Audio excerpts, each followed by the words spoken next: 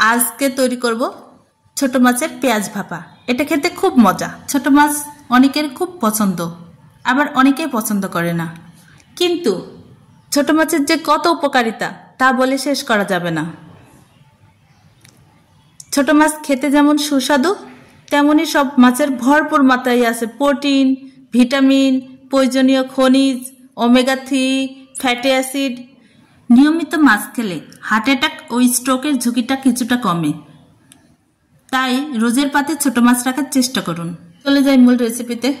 প্রথমে আমি মাছগুলো নিয়ে ভালো করে বেছে নিচ্ছি। ছোট মাছ বাছা কিন্তু খুব কষ্ট। ছোট মাছ আকারে ছোট হলেও পুষ্টিতে কম নেই, কষ্টতেও কম নেই। মাছগুলো আমি খুব ভালো করে বেছে নিচ্ছি। প্রতিটা মাছ থেকে নাড়ি বের করে নিচ্ছি। মাছের ভিতরে নাড়ি থাকলে তিতা লাগবে, এজন্য খুব সাবধানভাবে নিখুঁতভাবে মাছগুলো একটা একটা করে বেছে নিতে হবে। মাছগুলো আমি খুব তাড়াতাড়ি বেছে নিচ্ছি। এগুলো বাছা হয়ে গেলে ভালো করে ওয়াশ করে নিতে হবে। এগুলো লবণ দিয়ে ভালো করে পরিষ্কার করে নেব। মাছগুলো ওয়াশ করা কমপ্লিট। এখন আমি একটি কড়াই বসিয়ে দিয়েছি। এখন মাছগুলো দিয়ে দিচ্ছি।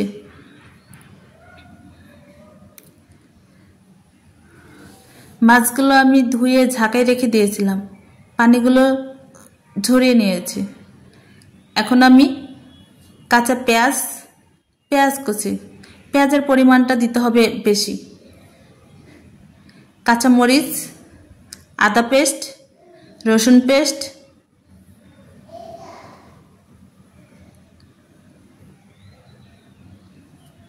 লবণ,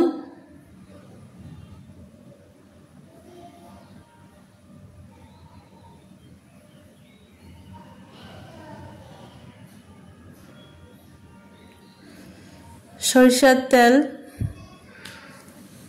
ছোট মাছে অবশ্যই সরিষার তেল ইউজ করবেন।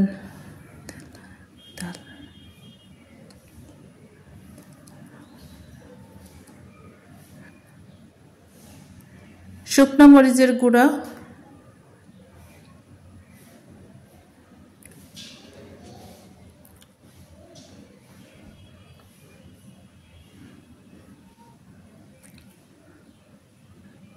আপনাদের স্বাদ মতো দিয়ে দিবেন।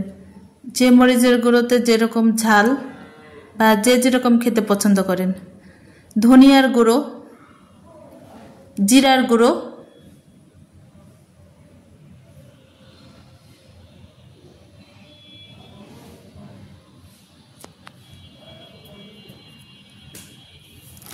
সব রকম গুঁড়া মশলা দেওয়া কমপ্লিট।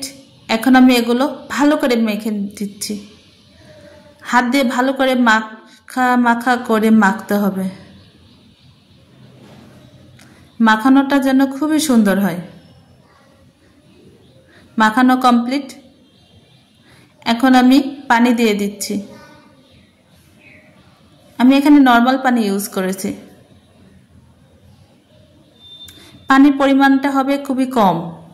ছোট মাছ রান্না করতে একদমই সময়ই লাগে না, খুব অল্প সময়ের মধ্যে রান্না কমপ্লিট হয়ে যায়।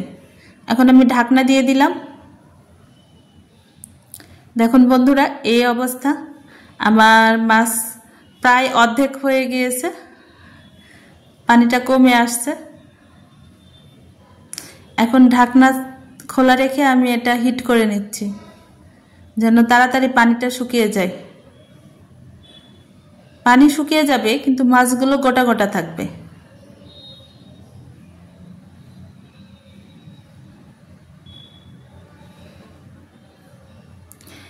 এখন আমি পেঁয়াজ কুচি দিয়ে দিলাম। পেঁয়াজের পরিমাণটা দিতে হবে বেশি, কারণ এটা হলো ছোট মাছের পেঁয়াজ ভাপা। এই রেসিপিটার এটাই কিন্তু মূল উপকরণ। এটাই হলো আসল চমক বা টেস্টের প্রধান কারণ। এখন আমি এগুলো একসঙ্গে ভালো করে কিছুক্ষণ ভেজে নেব।